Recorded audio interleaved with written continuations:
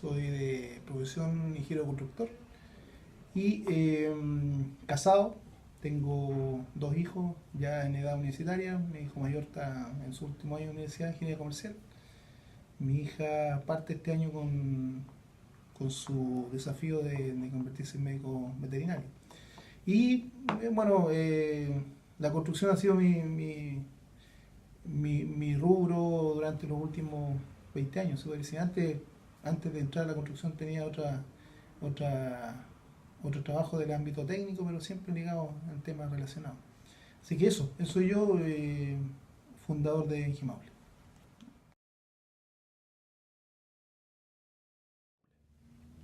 Bueno, surge de la necesidad, primero, espiritual interna de ser mi propio director, generar mi propio camino. ¿Ya? Yo, antes de fundar este negocio, trabajaba en forma dependiente. Fui empleado en dos empresas constructoras.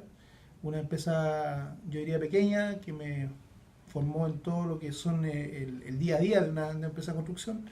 Y después tuve la oportunidad de trabajar 4 años más en una empresa grande donde hacíamos edificios, donde vi yo principalmente temas ya de proyectos mucho más grandes, otro tipo de manejo técnico. Entonces, después de toda esa área, o sea, de pasar todo ese tiempo, siempre estaba el bichito de emprender, y de ahí en el año 2009 ya me lancé solo, de cero, siendo mi propio jefe. Ya, así que puedo decir que soy el empleado número uno, y de ahí en adelante empezamos a trabajar 2009 hasta ahora el 2019, ya se van a cumplir 10 años.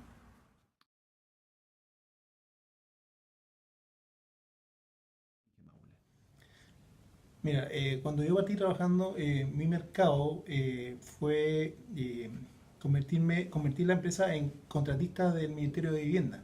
¿Ya? Con eso me permitía hacer trabajos para el Ministerio de Vivienda a través de Servio o para las municipalidades, los proyectos municipales de mejora. Entonces, pero el problema es que en este mercado hay muchas empresas. Yo encuentro que es un mercado de baja barrera de entrada, porque un constructor, teniendo su título y teniendo un capital inicial de 10 millones de pesos, va y se inscribe. Por lo tanto, me ocurría que yo iba a una propuesta pública y aparecíamos 20 empresas, 15 empresas. Entonces, eh, estaba difícil. O sea, ahí principalmente es un mercado de océano rojo, como hemos hablado otras veces, donde lo único que ganaba era el precio. O sea, el que llegaba con mejor precio se quedaba con la propuesta. Entonces era bien difícil conseguir eso. Entonces, ¿cuál fue la postura? Cuando yo pueda desempeñar un trabajo, tengo que agregar algo más que el buen precio. ¿Ya? Y ese algo más va siempre de la mano de conocer al cliente. Entonces, en este mercado, yo estuve en este mercado un par de años, en este mercado de las propuestas públicas, pero era bastante dificultoso porque conseguir un trabajo costaba, después llegar a desarrollarlo en el precio establecido, más todavía. Entonces empecé a buscar clientes en forma particular, en los cuales yo les ofrecía mi asesoría en el desarrollo del proyecto. ¿Ya? Tuve la oportunidad de que después, en el año 2010, después del terremoto, el mismo ministerio, al cual ya le había hecho un par de trabajos, tenía la necesidad, había mucha demanda por mejorar, ¿cierto?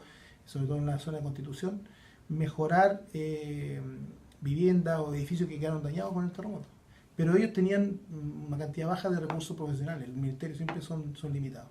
Entonces yo, en un par de reuniones con el ministerio, fue y le ofrecí mi asesoría en la elaboración de los proyectos. Le dije, yo te puedo ayudar a reconstruir y también te puedo ayudar a generar un proyecto de reconstrucción, que era la falencia que yo vi en el ministerio. El ministerio los recursos estaban porque habían fondos de emergencia, ¿cierto? Habían plata para mejorar, pero no habían proyectos. Había muchos edificios dañados y muchas casas dañadas, pero no habían proyectos de mejora. Entonces, yo fui a ofrecer servicio y le dije a los profesionales del ministerio, mira, yo te puedo ayudar a elaborar el proyecto, tú lo visas, yo lo elaboro y te entrego el presupuesto de ejecución. Y tú me consigues el financiamiento. De esa forma, yo partí, después del terremoto, al final del año 2010, a elaborar proyectos de mejora de edificios. Y busqué mi nicho de mercado. La verdad es que salí de esos proyectos donde habíamos 15 empresas y me fui donde yo generaba mi proyecto y yo no competía con nadie. Solamente elaboraba un precio el serbio visaba que los precios estuvieran dentro de los estándares y conseguían el financiamiento. Entonces yo me diferencié del resto de las 15 o 20 constructoras frente a mi mandante de ministerio y le empecé a dar soluciones. Y en tiempos de emergencia, quien da soluciones es quien finalmente puede desarrollar más trabajo. Entonces tuve la oportunidad de que en el año 2011, 2012, 2013 tuvimos una cantidad de trabajo importante en lo que es mejora de edificios. Ya nos concentramos casi todo en la zona de Constitución, mejorando edificios que habían quedado dañados por el terremoto, pero siempre en base a que nosotros éramos capaces de generar un proyecto de mejora visado por el Ministerio y financiado por ellos. Entonces, finalmente lo que hice yo es eliminar la competencia. Siempre a precio justo, porque el Ministerio tiene una tabla. No es que yo estuviera cobrando el doble o el triple de lo que cuesta el trabajo, sino que a precio justo. En realidad, entré al tema de las propuestas, pero sin competencia. Yo tenía un poco la certeza de que lo que estaba elaborando como proyecto lo voy a ejecutar. Y eso me dio el puntapié inicial y me hizo diferenciarme del resto, porque yo estaba entregando soluciones. Y hasta el día de hoy, si yo me veo en el tiempo, estamos realizando proyectos de ese tipo, donde nosotros, a través de las entidades de gestión, elaboramos los proyectos inicialmente, los presentamos a postulación y pasan todas las etapas de visualización del Ministerio y después viene la etapa de ejecución. Entonces, finalmente, yo hace ya varios años que no estoy compitiendo con otras empresas constructoras. Estoy solamente elaborando proyectos que después van a un fondo de financiamiento y son financiados y son ejecutados.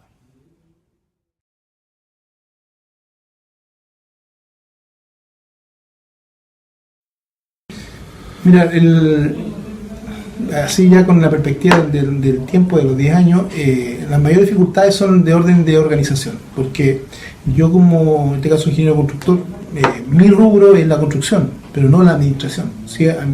Bien es cierto, en la universidad igual nos forman en temas administrativos, no somos contadores, ¿cierto? No somos administradores de empresas, por lo tanto nos genera esa falencia. Entonces uno tiene que ir generando apoyos. Pero cuando uno es emprendedor, lo menos que tiene son recursos. Son recursos para ir pagando los mejores especialistas. Tú no tienes plata para pagar el abogado, ¿cierto? Tienes un poco de plata para pagar el contador, porque es casi obligación por el tema impositivo. Pero uno de los problemas es cómo organizarse y tener los flujos suficientes como para poder financiar todo lo que es la administración. O sea, puedes tener una muy buena gestión de ejecución de obra, pero si no tienes una administración detrás que te lleve ordenado, te genera la complejidad. Entonces, el primer tema fue cómo organizar administrativamente este trabajo, porque el trabajo estaba, después ya del 2011, como lo conté anteriormente, había trabajo, había que desarrollar trabajo, pero sí había que organizarse un poco más atrás para ver cómo salíamos adelante.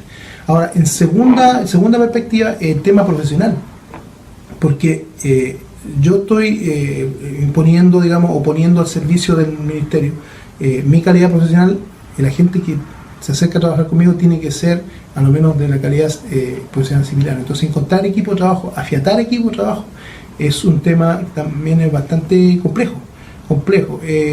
Fidelizar buenos profesionales también es un tema importante. Entonces hay que trabajar el tema del trabajo en equipo, ¿cierto? Cómo lograr que los profesionales que son buenos se quieran quedar con el proyecto, quieran quedarse a cargo del proyecto. Entonces hay un tema, si lo podemos llamar, de recursos humanos, ¿cierto? De cómo potenciar el equipo. Y en tercer lugar, el tema financiero. ¿Ya? Los proyectos que son financiados por el Ministerio, el proyecto de construcción, son plata segura. A lo contrario que puede pensar mucha gente, dicen que no es seguro. Las plata de los gubernamentales son plata seguras, siempre se pagan, pero hay que cumplir una serie de requisitos técnicos, visaciones, aprobaciones, que hacen que los pagos no sean homogéneos ni sean en las fechas que uno quisiera. Entonces eso hace que exista un estrés financiero, en este caso, para poder cumplir con los requerimientos, porque el personal, la mano de obra se paga quincenal, mensual, los materiales se pagan a lo más a 30 días, pero a ti pasa que te pagan a 45, te pagan a 60, entonces te genera necesidades de capital de trabajo. Entonces cuando eres pyme, eres un pequeño, normalmente no tienes mucho apoyo en ese tipo de cosas. Entonces tienes que ir generando formas de financiamiento que te permitan cumplir con tus compromisos hasta que llegan los recursos.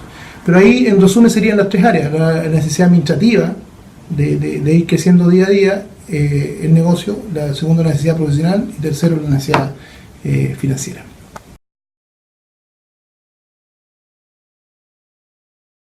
El emprendedor tiene que conocer su rubro, interiorizarse en lo que está haciendo, tiene que capacitarse.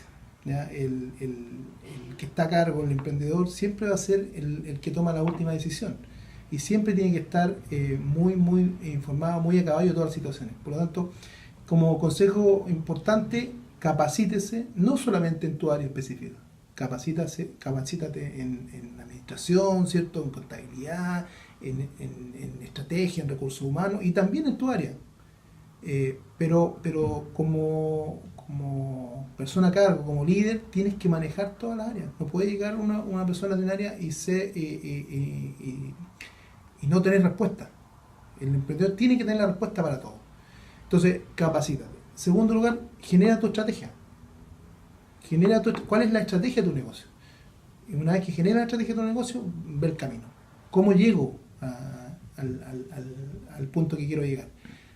Porque finalmente, si no tienes una estrategia, vas a andar dando palos de ciego, vas a estar haciendo o desaprovechando energía importante. La energía hay que canalizarla, y la forma de canalizarla es que generar tú una estrategia alcanzable. ¿Ya? Siempre las estrategias tienen que ser alcanzables. Tú puedes decir, es que yo quiero, mi negocio tiene que vender en Europa. Pero mejor puedes hacerlo, pero a lo mejor no es alcanzable. En la medida que tú te generas estrategias o desafíos o objetivos demasiado inalcanzables, viene la frustración, porque no cumples. Entonces, genérate objetivos a muy corto plazo, a mediano plazo y a largo plazo. En la medida que vayas cumpliendo los objetivos, te vas sintiendo satisfecho. Entonces, genérate una estrategia y tu objetivo totalmente alcanzable. En la medida que lo vas alcanzando, vas mejorando. Tercero, rodéate de buena gente, gente que piense como tú o que finalmente quiera ser parte de tu forma de trabajo. ¿Ya? Y en la medida que tengas a esa gente, también cuídalo, genérale posibilidades de crecimiento, de que puedan al lado tuyo crecer. ¿Ya? No solamente generar una remuneración mensual, sino que se interesen en trabajar contigo, que se apoderen de tu marca, que la hagan suya, que le tengan cariño a su lugar de trabajo. Entonces, si tú generas en general todo lo que estoy diciendo, con eso basta. O sea, tener un buen equipo de trabajo que vaya contigo, que te acompañe en todos los trabajos, te va a poder ayudar a crecer. ¿Ya? Y generas tu estrategia, como te dije anteriormente, y cumple tu objetivo.